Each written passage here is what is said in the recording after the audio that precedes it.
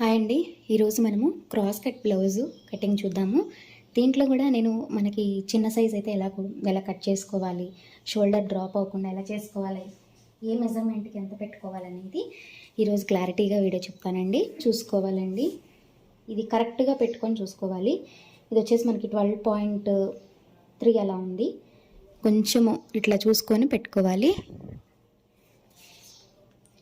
మనకి ఇది 12.3 అలా ఉందండి. ఈ 12.3 పెట్టేసుకోవాలి. ఇప్పుడు ఈ బ్లౌజ్ని మళ్ళీ ఇలా సరి చేసుకొని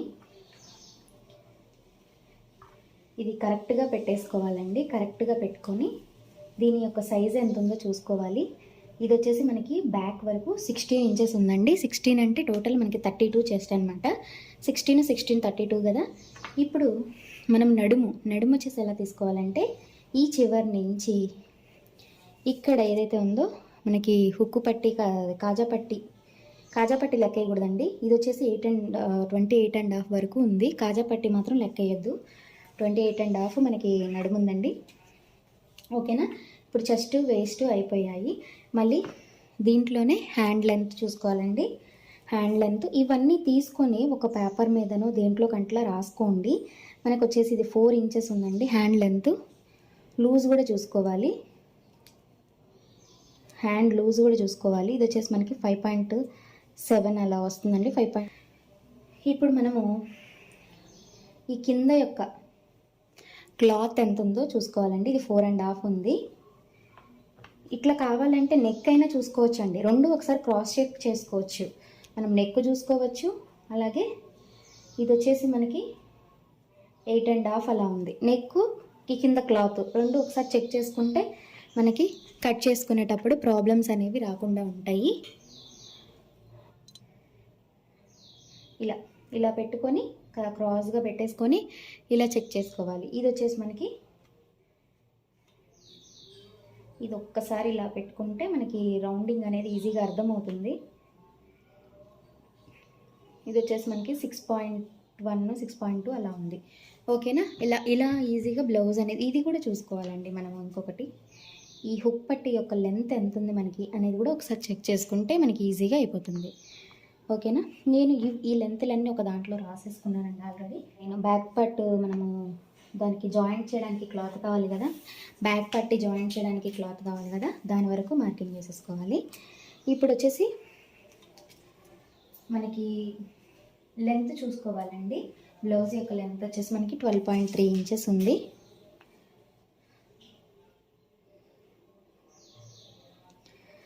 12.3 దగ్గర ఇట్లా పెట్టేసుకొని ఒక మార్కింగ్ అనేది చేసేసుకోండి.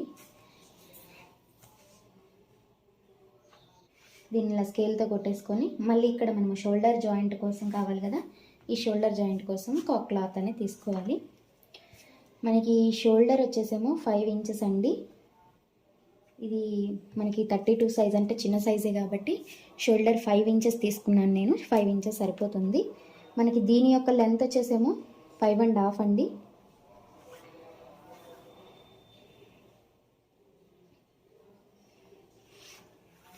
5.5 కదా.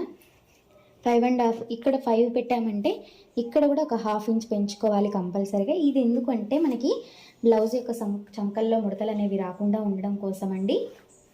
ఇప్పుడు మనం చెస్ట్ మార్కింగ్ చేయాలండి. 16 ఉంది కాబట్టి సో 16లో సగము 8 ఇంచెస్ అండి. ఇక్కడ మనకి ఇక్కడ నడుము వచ్చేసేమో 7.1 ఉంది ఎగ్జాక్ట్ నడుము. దీనికి 1 ఇంచ్ మనం యాడ్ చేసుకోవాలి బ్యాక్ డాట్ కోసం అండి. 1 ఇంచ్ తీసుకోపోయినా మీరు ఎంతైతే డాట్ పడతారో డాట్కి ఖర్చు అంతవరకు తీసుకోవచ్చు. ఇక్కడ మనకి ఒక 2.2 ఇంచులు పెడుతున్నానండి. ఈ బ్లౌజ్కి ఎందుకు 2.2 ఇంచులు, మామూలుగా అయితే 2 ఇంచులు ఖర్చే. దీనికి ఇది బ్లౌజ్ వచ్చేసి కొంచెం టైట్గా పట్టేసినట్టుగా ఉందంట. సో ఒక కుట్టు మందం అనేది లూజ్ చేయమంది. సో లూజ్ కోసం కొంచెం ఎక్కువ పెడుతున్నాను. మళ్ళీ తర్వాత క్లాత్ తక్కువ ఉంది అని అంటారు కదా, సో దానికోసం అనమాట. అలా అనకుండా మనం ఒక 2 పాయింట్లు ఎక్స్ట్రా పెట్టుకొని తర్వాత కుట్టు మందంలో కుట్టు అనేది కొంచెం దూరంగా వేసుకుంటే సరిపోతుంది. ఇక్కడ వచ్చేసి ఇప్పుడు దీంట్లో సగం అనమాట. ఇది ఏదైతే బ్యాక్ పార్ట్ ఉందో దాంట్లో సగం 4 ఇంచెస్ అనమాట. 4 ఇంచెస్ దగ్గర ఒక మార్కింగ్ చేసేసుకొని ఇది వచ్చేసి మనకి ఖర్చుతో కలిపి 4.5 అండి. బ్యాక్ డాట్ కోసము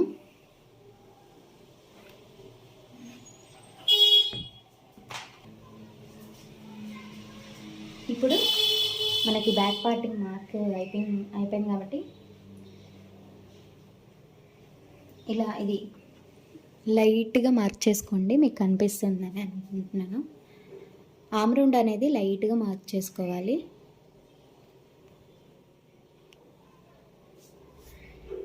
ఈ ఆమ్ రౌండ్ అనేది ఇలా లైట్గా మార్క్ చేసుకోండి. తర్వాత కరెక్ట్గా ఉందో లేదో చూసుకున్న తర్వాత ఇది వచ్చేసి మనకి 7.5 ఉందండి. మనకు ఆమ్ రౌండ్ కూడా 7.5 ఉంది. కరెక్ట్గా వచ్చేసింది ఆమ్ రౌండ్ అనేది. బ్యాక్ పార్ట్లో షోల్డర్ అనేది పెట్టేసుకోవాలి. ఇక్కడ వచ్చేసి మనకి 2.5 ఇంచెస్ 2.7 అలా పెడుతున్నాను నేను. 2.7 అలా పెడితే మనకి ఇక్కడ స్టిచ్చింగ్లో పోను, ఇక్కడ స్టిచ్చింగ్లో పోను ఉంటుంది. ఓకేనా? ఇప్పుడు మనకి నెక్ లెంత్ వచ్చేసేమో 8.5 ఉంది కదా, దానికి 2 పాయింట్స్ పైన పెట్టుకోవాలి. నెక్ లెంత్కి 2 పాయింట్స్ పైన పెట్టుకోవాలి.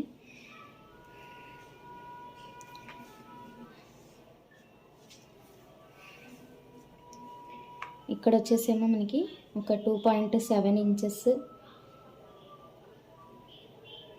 అలా పెట్టేసుకొని ఇక్కడ ఒక 2.7 అలా ఇంచెస్ పెట్టేసుకొని ఇక్కడ లైన్ కొట్టేసుకోవాలి.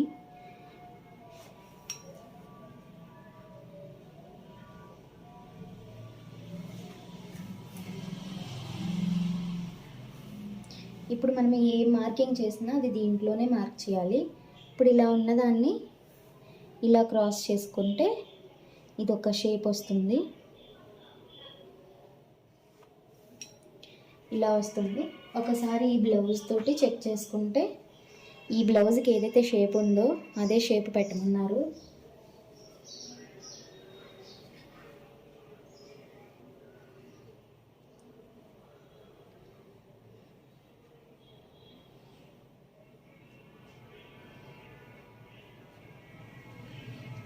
మనం ఒకసారి డీప్స్ అవి చెక్ చేసుకోవాలి.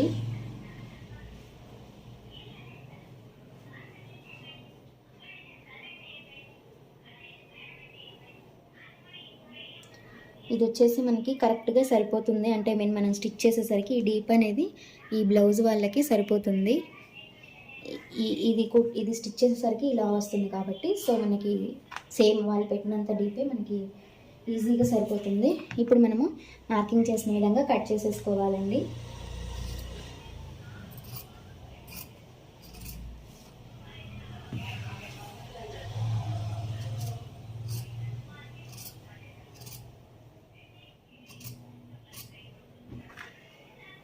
ఇప్పుడు బ్యాక్ పార్ట్ అయిపోయిందండి.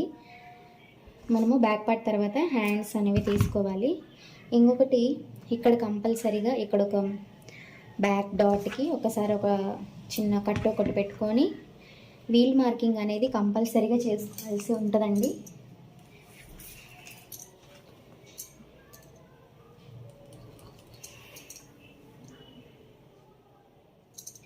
ఈ వీల్ మార్కింగ్ చేసుకోవడం వల్ల మనం స్టిచ్ చేసేటప్పుడు ఈజీగా ఉంటుందండి.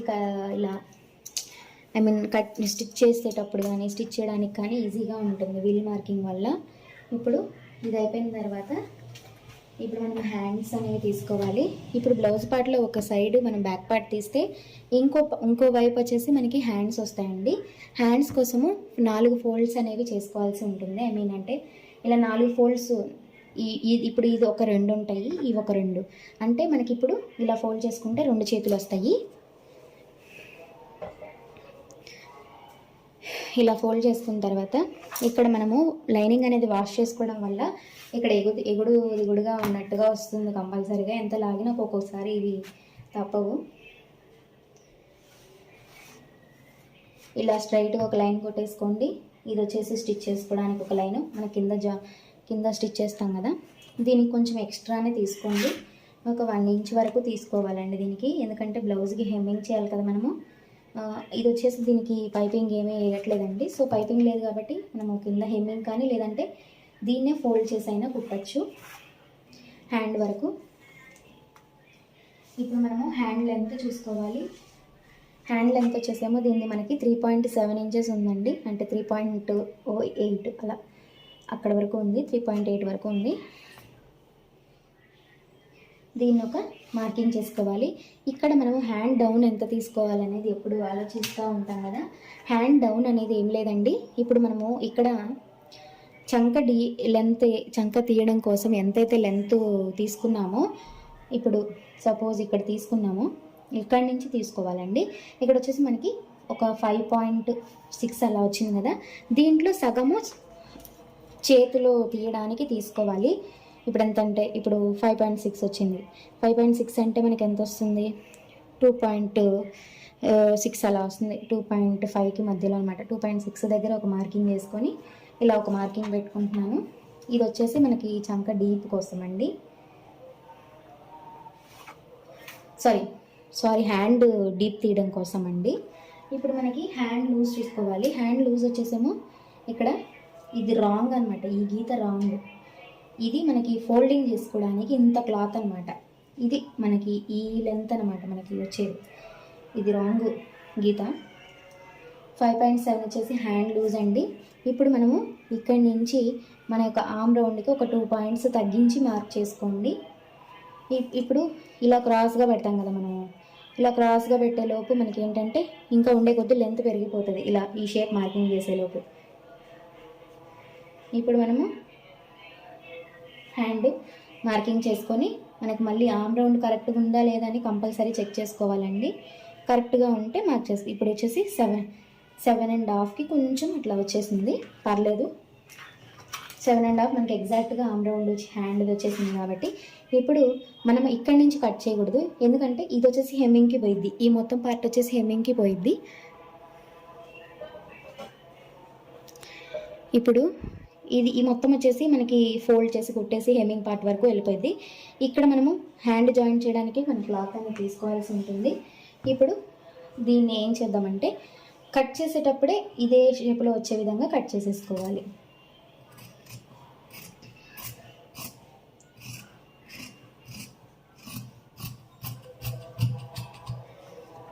ఇక్కడ ఏముందండి, ఒక 2 ఇంచులు ఎక్స్ట్రా మార్కింగ్ చేసుకోండి, 2 లేదా 2.3 ఇంచులకి అలా మార్కింగ్ చేసుకోండి. ఎందుకంటే మనము బ్యాక్ పార్ట్లో ఒక 2.2 ఇంచులు ఎక్స్ట్రా పెంచుకున్నాం కాబట్టి ఇక్కడ కూడా ఒక 2.3 ఇంచులు అలా పెంచుకోండి ఖర్చు కోసము.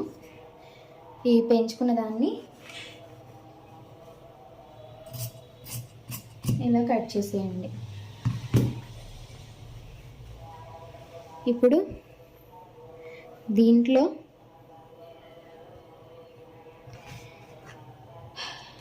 మనకి ఇది ఎగుడు దిగుడుగా ఉందని స్ట్రైట్ కట్ చేయాలన్నాం కదా, దీన్ని కట్ చేసేసుకుంటే అయిపోతుంది.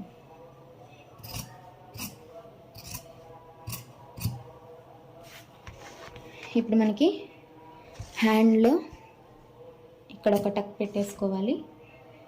హ్యాండ్ డీప్ అనేది తీసుకోవాలండి.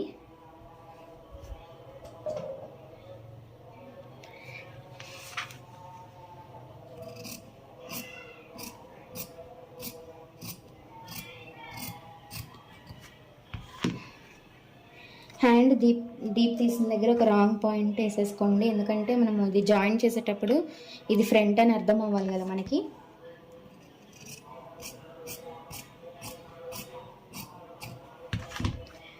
సో ఇది ఇలా అయిపోయింది.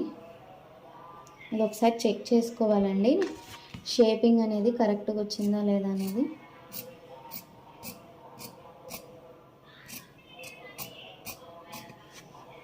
ఇప్పుడు హ్యాండ్స్ అనేది మార్కింగ్ చేయడం అయిపోయింది. ఇప్పుడు మనము ఫ్రంట్ పార్ట్ అనేది మార్కింగ్ చేసుకోవాలి. ఇప్పుడు క్లాత్లో ఒక సైడ్ హ్యాండ్స్ తీసాము, ఇంకొక సైడ్ బ్యాక్ పార్ట్ తీసాము. ఇప్పుడు ఫ్రంట్ వచ్చేసి ఇలా మధ్యలో తీసుకోవాలన్నమాట ఎప్పుడైనా సరే, ఎందుకంటే ఫ్రంట్ మనము ఇప్పుడు క్రాస్ లేకుండా స్ట్రైట్ వస్తే ఎప్పుడైనా సరే ఫ్రంట్కి జాయింట్లు పడినా పర్వాలేదు, కానీ హ్యాండ్స్కి బ్యాక్ పార్ట్కి జాయింట్స్ పడితే బాగోవు. కాబట్టి సో మనం ఇలా తీసుకోవాలన్నమాట.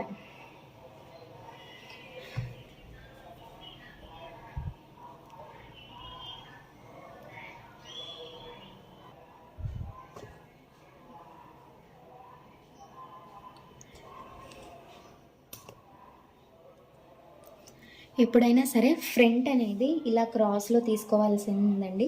ఎందుకంటే కొంతమంది స్ట్రైట్ కట్ బ్లౌజులు కూడా ఉంటాయి. అది మన బ్లౌజ్లో చెక్ చేసుకోవాల్సి ఉంటుంది, ఇది క్రాసా లేకపోతే స్ట్రైటా అనేసి. ఏం లేదు, ఫ్రంట్ సాగితేనేమో క్రాస్ అన్నట్టు, ఫ్రంట్ సాగకపోతేనేమో మనకి స్ట్రైట్ అన్నట్టు. అర్థమైందని అనుకుంటున్నాను. ఇక్కడ మనము ఫస్ట్ బ్యాక్ పార్ట్లో కొంచెం తీయాలండి ఇది. ఎందుకంటే ఇక్కడ మనం ఏదైతే టక్ ఉంటుందో ఆ టక్ స్టిచ్ చేసిన తర్వాత మనకి స్ట్రైట్గా ఉండదండి. ఈ క్లాత్, బ్యాక్ పార్ట్ క్లాత్ అనేది క్రాస్గా ఉంటుంది అనమాట. సో అలా రాకుండా ఉండాలంటే ఫస్ట్ మనం ఇక్కడ కొంచెం క్రాస్ అనేది తీసేసుకోవాలి. ఈ క్రాస్ కట్ చేయడం వల్ల మనం ఏదైతే మనం ఈ ఉన్నాయో ఈ టక్స్ వేసిన తర్వాత మనకి స్ట్రైట్ అనేది వస్తుంది. సో దీని తర్వాత వచ్చేసి మనకి బ్లౌజ్ పార్ట్ కోసం అండి, ఫ్రంట్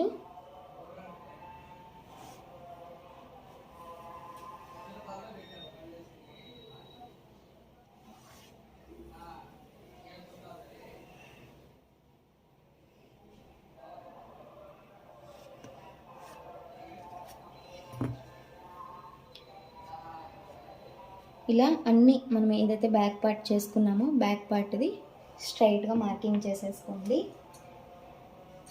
తర్వాత ఇక్కడ ఏమేమి వీల్ మార్కింగ్ చేసుకోవాలంటే మనం ఏదైతే షోల్డర్కి ఖర్చు తీసుకున్నామో దాన్ని వీల్ మార్కింగ్ చేసుకోవాలి. ఎందుకంటే మనము ఫ్రంట్ కప్పు లెంత్ అంటారు దీన్ని, ఆ కప్పు లెంత్ ఎంత ఉందో మనకు తెలియాలి కాబట్టి.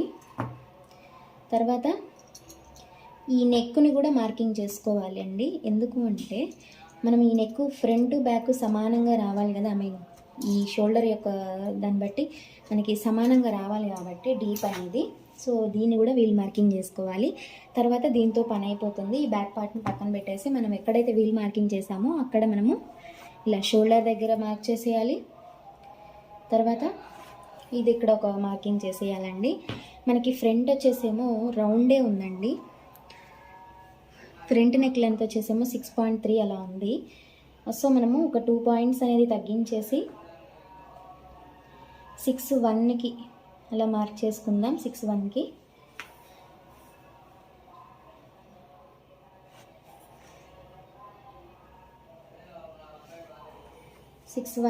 అలా మార్కింగ్ చేసుకొని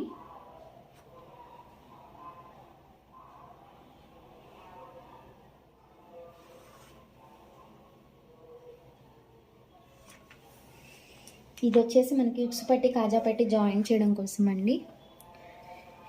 మనకి ఫ్రంట్ యొక్క బర్స్ట్ పాయింట్ అంటారు లేదా చెస్ట్ పాయింట్ అంటారు. ఆ చెస్ట్ పాయింట్ ఈ బ్లౌజ్ వాళ్ళకి వచ్చేసి 8.3 ఇంచెస్ ఉందండి. దీని యొక్క కప్పు లెంత్ పొడవు వచ్చేసి 10.3 అంటారు. 10.3 ఇంచెస్ ఉంది. కప్పు లెంత్ పొడవు అంటే ఏం లేదండి, ఇక్కడి నుంచి మన బర్స్ట్ కింద సైజ్ వరకు, మన చెస్ట్ యొక్క కింద ఏదైతే ఉంటుందో దానిని కప్పు లెంత్ పొడవు అంటారు. చెస్ట్ పాయింట్ దాని యొక్క లెంత్ పాయింట్ అనమాట. ఇక్కడ మనకి షేప్ బెల్ట్ అనేది వచ్చేస్తుందండి. ఇక్కడ షేప్ బెల్ట్ వస్తుంది కాబట్టి మనము ఫస్ట్ ఇక్కడ వరకు మార్క్ చేసుకోవాలి. ఇది నార్మల్ క్రాస్ కట్టే కాబట్టి 3 టక్స్ బ్లౌజ్ అండి. ఇది 3 టక్స్ బ్లౌజ్ కాబట్టి సో ఇలా పెట్టేసుకోవాలి.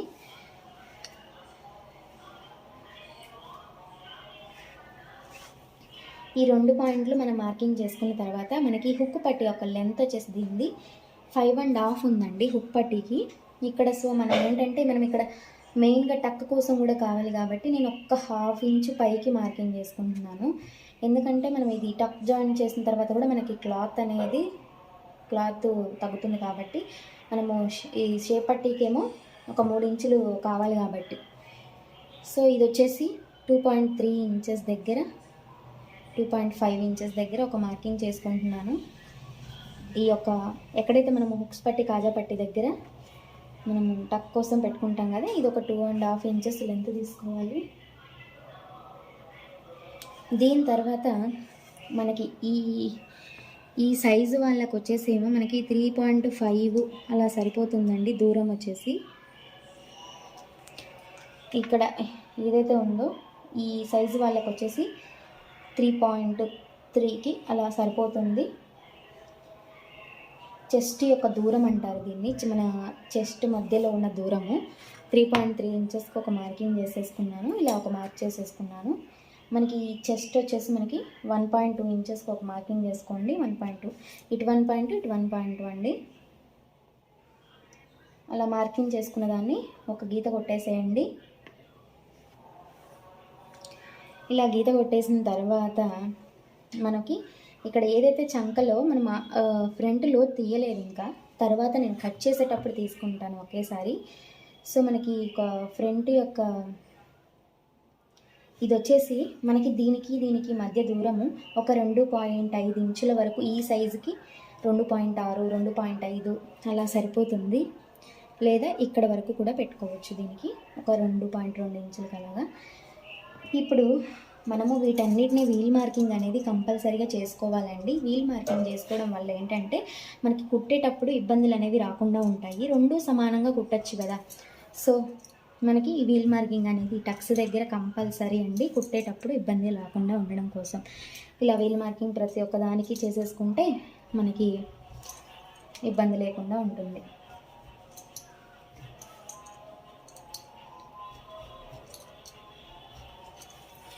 ఇది చేసిన తర్వాత మనకి ఇటువైపు షేప్ బెల్ట్ వచ్చేసి ఒక 2.2 ఇంచుల షేప్ బెల్ట్ అండి. ఇప్పుడు దీన్ని ఇలా క్రాస్ మార్కింగ్ చేసేసుకొని ఇలా చేసి దీన్ని ఇలా చేసేసుకోవాలి. ఇప్పుడు క్రాస్ వచ్చింది కదండి. తర్వాత మనము ఫ్రంట్ యొక్క చెస్ట్ కూడా ఒకసారి కొలుచుకోవాలండి, ఎంత ఉంది ఏంటనేది ఒకసారి తెలుసుకుంటే దాన్ని బట్టి మనకి చెస్ట్ అనేది కరెక్ట్ ఉందా లేదా తెలుస్తుంది. ఇది వచ్చేసి 8 ఇంచెస్ ఉందండి. సో మనకి కూడా అంటే 8 ఇంచెస్ అంటే ఏం లేదు, 32 అనే 8 8 16 16 16 32 కాబట్టి సో 8 ఇంచెస్కి ఉంది. ఇక్కడ ఒక మార్కింగ్, ఇక్కడ ఒక మార్కింగ్, ఎందుకంటే ఇక్కడ మనం టక్స్కి పెడతాం కదా, సో మనం అక్కడ కంపల్సరీ తీసుకోవాలి. ఇక్కడ వచ్చేసి మనకి 2.2 ఇంచెస్ ఉందండి. ఈ యొక్క ఇది ఇక్కడ వరకు 2.2 ఇంచెస్ ఉంది. సో మనము 2.2 ఇంచెస్ కదా, మన నడుము మనకి ఎంత రావాలి, 7.2 ఇంచెస్ వరకు మనకి నడుము రావాలి.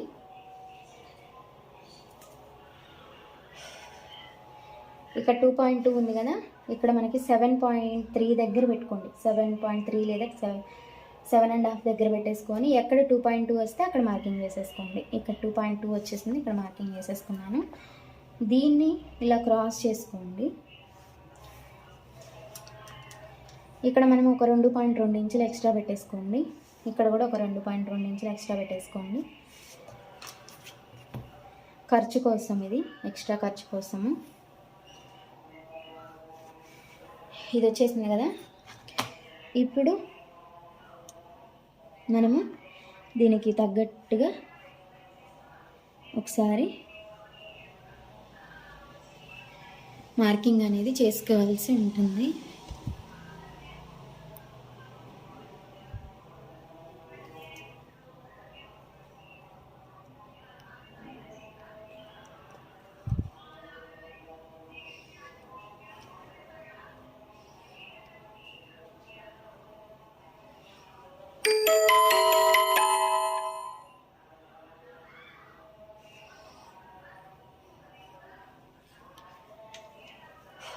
ఇప్పుడు మనం ఏదైతే తీసుకున్నామో దాన్ని బట్టి మనం కట్ చేసుకోవాలి. ఇక్కడ నేను ఫ్రంట్ లోత్ అయితే తీయలేదండి ఇంకా, సో ఫ్రంట్ లోత్ తీయలేదు కదా,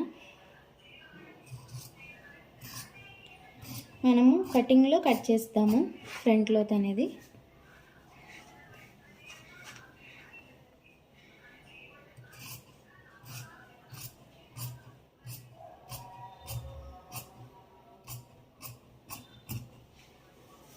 ఇక్కడ మనము ఏదైతే షేప్ బెల్ట్ కుట్టాలి కదండి, ఆ షేప్ బెల్ట్ వరకు మనం ఖర్చు అనేది కంపల్సరీ తీసుకోవాలి.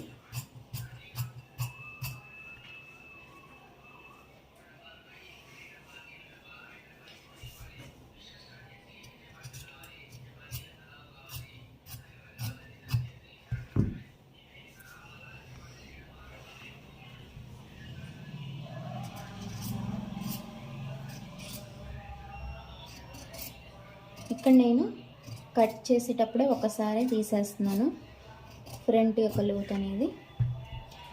ఓకేనా, ఈ నెక్ అనేది తర్వాత కట్ చేసుకోవాలి. ఇప్పుడు మనము షేప్ బెల్ట్ మార్క్ చేసుకోవాలండి.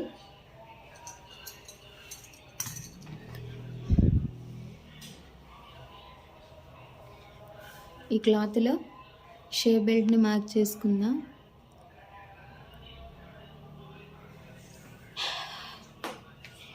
షేప్ బెల్ట్ కోసం వచ్చేసి ఇక్కడ ఒక స్ట్రైట్గా ఒక లైన్ తీసుకుంటున్నాను. తర్వాత షేప్ బెల్ట్ కుట్టడం కోసం క్లాత్ కావాలి కదా, దానికి తీసేసుకుంటున్నాను ఒకసారి. ఇక్కడ కూడా కొంచెం క్రాస్గా ఉంది క్లాత్, సో ఇక్కడ కూడా ఒక లైన్ మార్కింగ్ చేసుకుంటున్నా.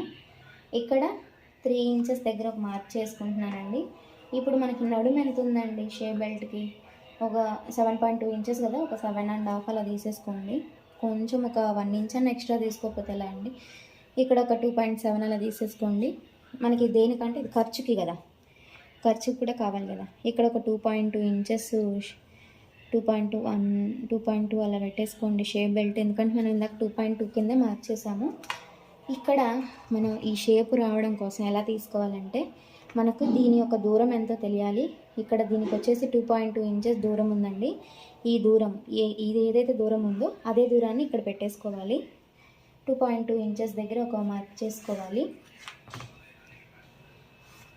ఇలా మార్క్ చేసుకున్న తర్వాత ఇక్కడ ఒక 2.1 ఇంచెస్కి అలా మార్క్ చేసుకొని ఇప్పుడు దీన్ని స్కేల్తో కలిపేసుకోండి. కొంచెం ఇది వచ్చేసి షేప్ రావాలి, అది షేప్ తీసుకోవాలి. దీన్ని స్కేల్తో ఇలా కొట్టేసుకోండి. దీన్ని ఇది కొంచెం రౌండ్గా రావాలి, అది కటింగ్లో వచ్చేస్తుంది.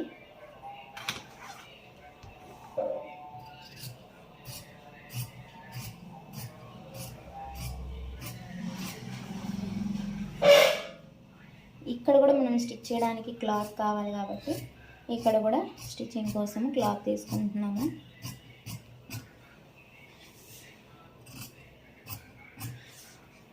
ఇప్పుడు మనకి షేప్ బెల్ట్లు కూడా అయిపోయినాయి. ఇదే షేప్ బెల్ట్ని మనము ఇంకొక షేప్ బెల్ట్ రావాలి కదా, లైనింగ్లో 4 పీసులు వస్తే మనకి కొంచెం గట్టిగా ఉంటుందండి బ్లౌజు.